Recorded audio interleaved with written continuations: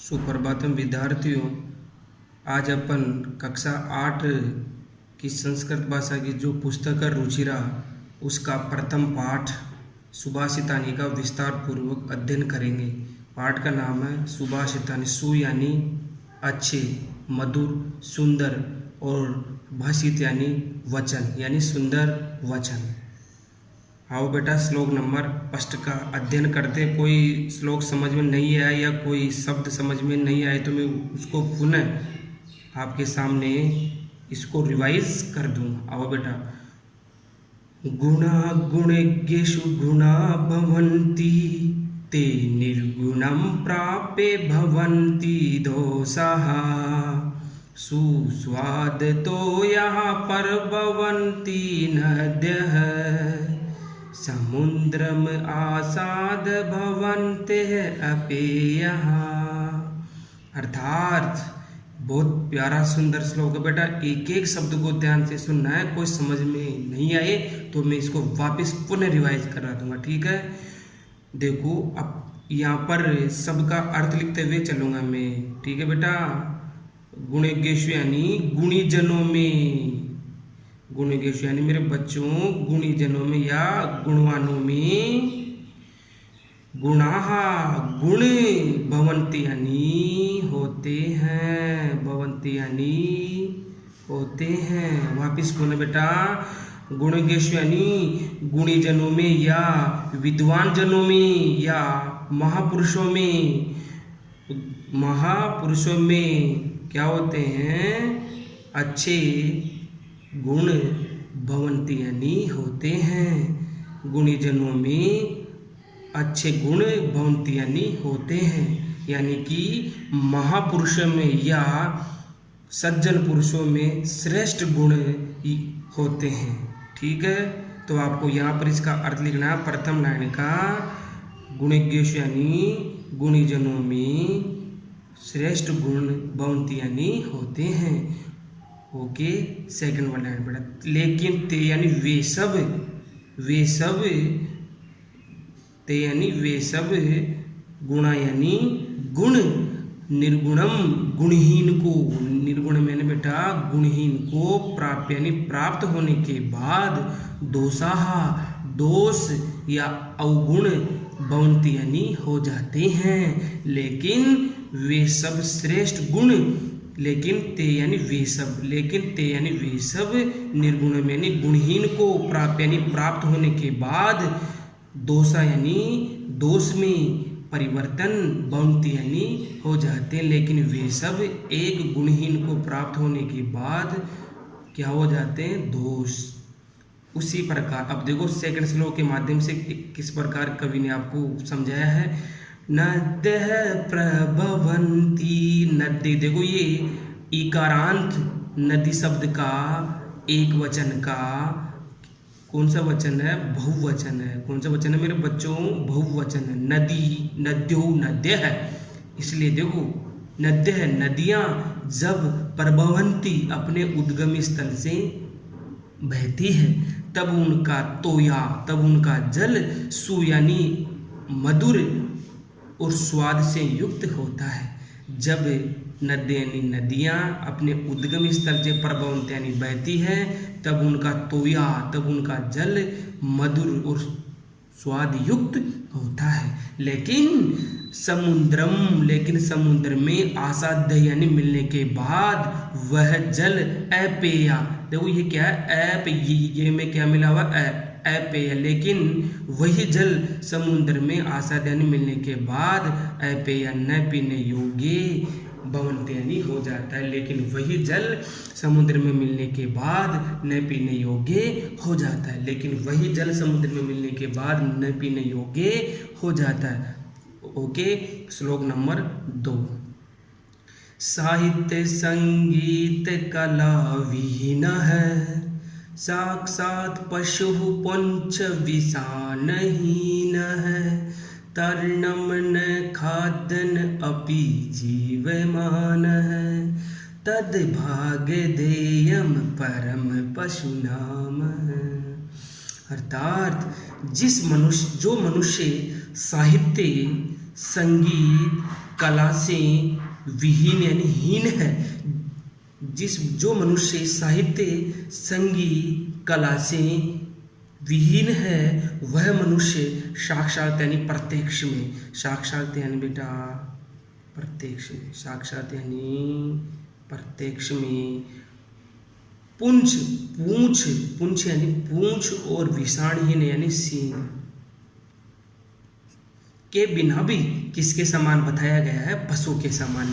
वह मनुष्य, कौन मनुष्य?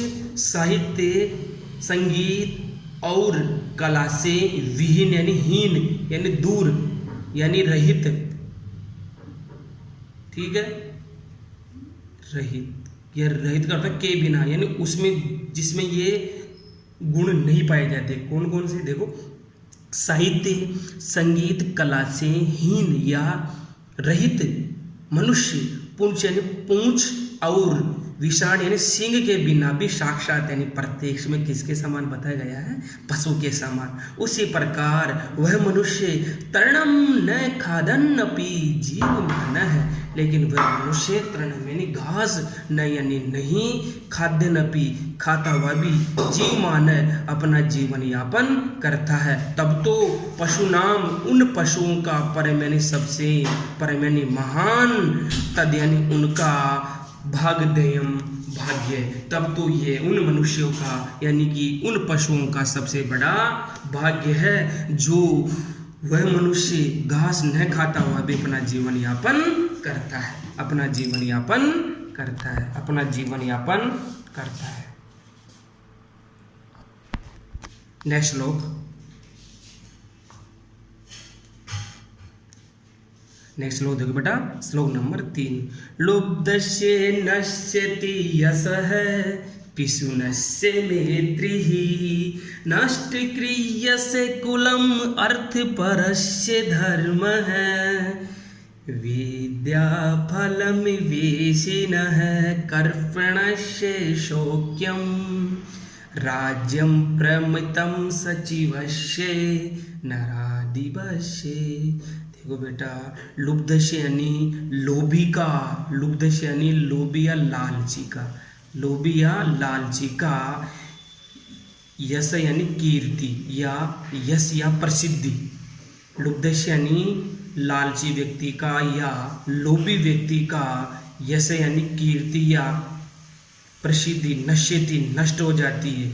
लालची व्यक्ति की प्रसिद्धि नश्यति यानी नष्ट हो जाती है। और पिशुनश्य चुगलखोर की या चुगली करने वालों की, अर्थात इधर की उधर बातें सुनकर यानी कि इधर उधर की बातें करने वालों की मैत्री यानी मित्रता नष्ट हो जाती है। क्लियर है? नष्ट क्रियशील, क्रियशील यानी अकर्मणशील, जो कार्य नहीं करता, जो परिश्रम नहीं करता, जो काम नहीं करता, जो मेहनत नहीं करता है, उस मनुष्य का कुल यानी पूरा वंश नष्ट यानी नष्ट हो जाता है। जो मनुष्य क्रिय से अकर्मणशील है, जो कार्य नहीं करता है, जो परिश्रम नहीं करता है, उस व्यक्ति का, उस मनुष्य का कुल यानी पूरा वंश नष्ट यानी नष्ट हो जाता है। उसी प्रकार अर्थ परस्य, अर्थ यानी धन और परस्य यानी पर ही निर्भर रहने वाला यानी दूसरों के धन पर निर्भर रहने वाले व्यक्ति का धर्म नष्ट हो जाता है। क्लियर है बेटा? दूसरों के परस्य यानी दूसरों के अर्थ में यानी धन पर निर्भर रहने वाले मनुष्य का संपूर्ण धर्म नष्ट हो जाता है। आगे श्लोक नंबर 3 लाइन बेटा, विद्या फलम वेशिनः, वेशिन यानी बुरी आदतों वाले यानी बुरी संगति वाले व्यक्ति की विद्या रूपी जो फल है, जो धन है, वह नष्ट हो जाता है। वेशिन यानी बुरी आदतें वाले मनुष्य की या बुरी संगति वाले मनुष्य की विद्या रूपी फल नष्ट हो जाता है। कर्पणस्य और कंजूस व्यक्ति का, कर्पणस्य यानी कंजूस व्यक्ति का शोक यानी सुख नष्ट हो जाता है। अर्थात उसको पैसे की आवश्यकता है, अर्थात उसको भूख लग रही है और वह सोचता है अरे यार मैं नहीं खाऊंगा, ऐसे करता हूँ, कल ही उसका भोग कर लूँगा, तो बेटा ऐसे नहीं, यानी कर्पणस्य यानी कंजूस का शोक्यम यानी सुख नष्ट हो जाता है। अब देखो नीचे वाली लाइन बेटा, राज्यम परमतम सचिवस्य नराधिपस्य, जिस राजा के नराधिपत्य यानी जिस राजा के सचिवस्य, सचिव या मंत्रीगण, सचिव या मंत्रीगण परमतम यानी आलसी है, यानी आलस्य करते हैं, क्या करते हैं, आलस्य करते हैं, यानी वो ये सोचते हैं कि आज कोई काम है, नहीं इस काम को अपन कल कर लेंगे। अर्थात जिस राजा के नराधिपस्य यानी जिस राजा के सचिव यानी मंत्री